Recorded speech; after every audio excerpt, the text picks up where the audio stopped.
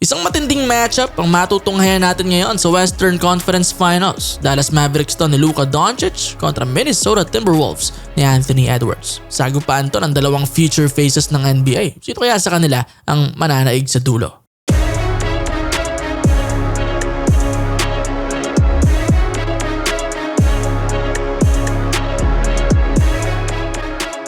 Sa simula ng season, hindi na-expect ng karamihan na makakaabot ang Mavs at Wolves sa point na ito ng postseason. Hindi mo rin naman sila masisisi, di ba? Last season kasi ay first round exit lang ang Minnesota abang hindi pa nakaabot ng playoffs ang Mavs. Pero ngayon, eto nga sila sa West Finals. Umpisahan natin ang discussion sa kanilang roster. With Wolves, una, dyan syempre ang kanilang batang superstar kay Anthony Edwards. Nakita niya ngayon na kaya niyang pangunahan ng team na ito sa kanilang campaign. So far sa playoffs, kumakana si Ant ng 29-6-6 on 50% shooting. Impressive na numbers lalo mula sa isang 22-year-old player. Bahagya na ngang bumabayan dahil nung second round ay nahirapan siya kontra defending champs. 3 games kasi ron nang umiscore lang siya ng below 20. Pero still ay nakakalusot pa nga rin sila. Hindi lang naman kasi sa opensa tumatrabaho si Ant. Great defender din ito. Maraming instance pa nga na siya ang bumantay kay Jamal Murray. Ang mga katulong niya naman dyan sa depensa, of course, ang Defensive Player of the Year na si Rudy Gobert. At sina Karl Anthony Towns, Jaden McDaniels at Mike Conley. Pamatay talaga ang starting 5 nilang ito on defense, diba? Tapos may Nikhil at Nazca pa sa bench. Ang dami nilang great defenders na mas masusubukan pa ngayon sa West Finals kontra naman kina Luka at Kai. Ang maganda pa sa Wolves, hindi sila one-dimensional na team. Other than Ant ay 5 other players ang nag-average ng double-digit points sa kanilang last series. Almost 90 na game ang mula kay Cat, habang higit 10 each naman mula kina McDaniels, Conley, Reed at Gobert. Talagang well-rounded na team ang Minnesota at hardworking, deserving sa spot nila ngayon. Punta naman na tayo sa Mavs. Simulan natin to kay Luka Doncic. Pinataktiman ang sandamakmak na injuries ay all out pa rin ang laro nito nung second round. Kahit saan sa floor mararamdaman mo siya. Puntos, rebounds, assists, defense, halos lahat. Bukod dyan, na-redeem niya na rin kontra OKC ang kanyang scoring efficiency. Specifically sa labas, kung saan from 24% ay umangat na ito to 39%. Samantala, ang kanyang scoring partner naman si Kyrie Irving, although nagkaroon ng down na series sa conference semis, kapag kailangan naman ng veterano sa dulo ay usahan mong kakana ito. Ang nalimit lang naman sa kanya ng Thunder ay yung mga attempts niya. Yung efficiency ay ganun pa rin. Pero we'll see pa kung makakabawi ba si Kai ngayon dahil siguradong challenging muli ito sa kanya dahil napakalakas din ng perimeter defense nitong Wolves. Pero kung mabitin man ang production ni Kai, pinakita naman ni PJ Washington na kaya niyang mag-step up, di ba? Kagaya ng napag-usapan natin last video, siya ang second leading scorer ng Dallas kontra OKC with insane na shooting. Bukod dyan, naaasahan din siya sa depensa. Yung maganda para sa Mavs ngayon dahil nag-emerge talaga itong si PJ bilang masasandalang number 3 guy sa koponan. Para kumpletuhin ang kanilang starting crew, nandiyan pa sina Derek Jones Jr. at Daniel Gafford. Kasama si Derek Lively sa bench, grabbing energy ang binibigay ng mga ito sa defensive side. 3 rin silang binabatuhan ng mga lobs nila Luka. Crucial din ang lalaroin nila ngayon sa West Finals. Si Jones kasi ang expected na babantay kay Anthony Edwards. Habang sila Gafford naman sa Twin Towers ng Wolves. Ang bigat na task noon. Wala pa sa kanilang bench, nandyan din sina Tim Hardaway Jr., Josh Green, Dante Exum at Jaden Hardy. Though sila Timmy at Green lang talaga ang napapakinabangan dyan ng malaki so far. Abangan pa natin kung magpaparamdam ba ang iba. Ngayon, silipin na natin ang naging head-to-head ng dalawang teams na ito. 4 games silang nagkatapat with Wolves winning the season series 3-1.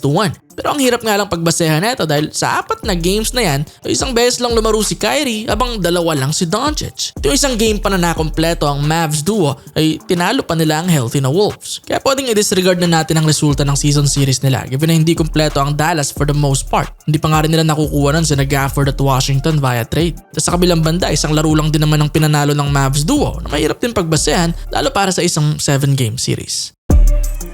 Pero heto na ang ating tanong kung sinong limado, sinong dihado. Ang hirap na ito. For Wolves, ang mga magiging factors to win the series ay una, of course, ang kanilang depensa. Mahirap ng kalaban ng perimeter defenders ng OKC para sa Dallas pero ibang monster ang Wolves. Kaya nakita nyo later on sa series, si Gordon na ang pinagbababa ng bola ng Nuggets dahil nabubugbog nga si Murray. Kaya ngayon ay maaaring mahirapan din dito sina Luka at Kai. Lalo sina McDaniels, Edwards, Conley, Alexander Walker ang magpapalit-palit sa kanila. Kasi yung rim protection din ng Minnesota with Rudy Gobert. Mahirapan silang pumasok sa loob. Lalo hindi madadala na Gafford at Lively si Gobert sa labas. Dahil hindi naman sila threat doon. Nakita naman nating okay ang nilaro ng Dallas kontra kina Zubats nung sa Clippers. Yun nga lang defensive player of the year na tong si Gobert. Kaya ibang usapan na yan. Yung boards pa, isa sa best offensive rebounding team ng Mavs ngayong postseason. Pero maaaring bumaba nga yan ngayon gawa ng size nitong makakalaban nila. Kabang-abang din para sa Timberwolves ang magiging performance ni Ant. Alam naman natin ang capability neto na mag-take over. Malamang sa malamang ay kaka-cancel out niya ang magiging production dito ni Luka. Mahalaga rin dito ang scoring help ni Cat. Lalo ang manipis na si PJ Washington ang malamang natatao sa kanya. Ibang klaseng challenge to para sa Mavs dahil bukod sa perimeter game ni Towns ay malapad na 4 rin to at alam gamitin ang kanyang size sa paint. Yan nga ang maaaring maging factors para sa Wolves. Lipat naman tayo sa Mavs. Una si Luka Doncic. Basically, kailangan niyang mapagpatuloy ang kanyang magandang laro. Malamang ilalayo sa kanya ang bola sa pag-trap sa perimeter, diba? Forcing the other guys na dumiskarte. Ginawa na yan ng Thunder pero sa skillset nga ni Doncic ay nakakalusot pa rin. Nakukuha niya pa rin ang mga numbers niya at nakakapag-create din para sa kanyang mga teammates. Sa dalawang games din nila kontra Minnesota ng regular season ay 36 points a game ang average niya. Kaya tignan natin kung mamaniin niya pa rin ba sila McDaniels. Ganon din si Kyrie Irving. Hopefully bumalik na ang usual numbers niya. Expected na terrific pa rin ang magiging shooting neto. Yun nga lang, kailangan niyang makatira ng mas marami. Na syempre hindi naman basta-basta ibibigay sa kanya ng Wolves. Lalo't mukhang mas malalaking defenders na naman ang ibabato sa kanya. Pero kung sakaling ang maibalik ni Kai sa higit 20 points ang production niya, ay sobrang laking tulong na nun para kila Luka at sa chances nila sa serye. Pangatlo, ang shooting ng team. Proven na sa unang dalawang round na may mau-open at mau-open talaga sa labas sa mga kasama ni na Luka at Kai. Magmamatter na lang kung magagawa ba nila ang tira. Kontra Thunder, pinangunahan ni PJ Washington ang 3-point shooting nila. At crucial pa rin ito ngayon kaya sana'y mapanatili niya ang init na ito. Kailangan ding tumulong dyan na Hardaway, Jones, Green at Exum. Kung makabalik din si Kleber later sa series, big din yun dahil sa floor spacing na mapaprovide niya na likely magpapalabas ng isang Wolves big sa paint. Pero sinabi lang naman ni J-Kid na maaari itong bumalik. Hindi pa rin certain kung kailan.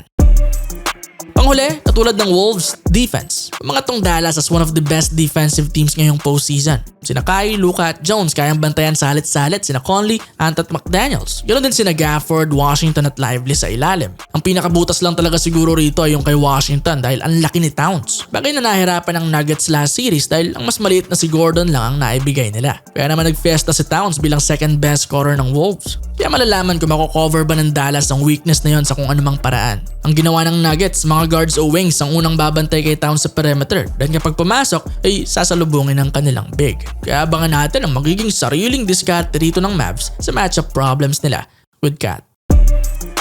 Hanep na series ito, no? Laban-laban talaga pareho. Kaya sa dulo, sorry sa mga pumupusta, ang hirap mamili. 50-50 tayo rito. Ang unfair na i-count out ang isa sa kanila dahil napakalakas pareho. My mind says Timberwolves sa kung gaano ka-complete ang kanilang team, yung depth, at kung gaano kabibigat yung tinalo nila kina KD at Jokic. Pero may heart says Dallas naman dahil parang yung feeling ay time na ni Luka Doncic to with Kyrie. He's making his team better than in any way. Kaya wala talagang imposible. Kaya ang hirap mag-predict. Enjoy na lamang natin ang mala NBA Finals na tapatang ito. Pero ikaw pare koy, sino ang manok mo sa kanila?